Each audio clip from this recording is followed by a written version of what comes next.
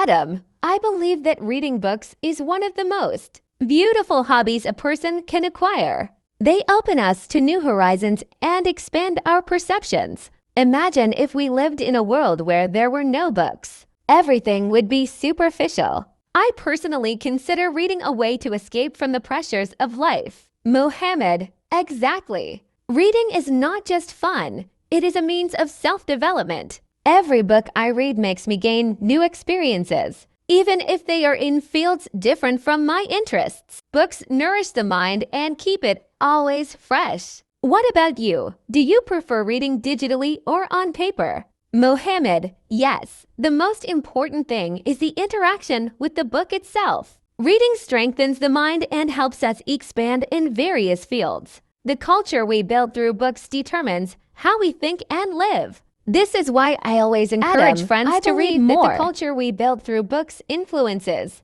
the entire society. Books give us the tools to understand the world better. Personally, I feel better the more I read.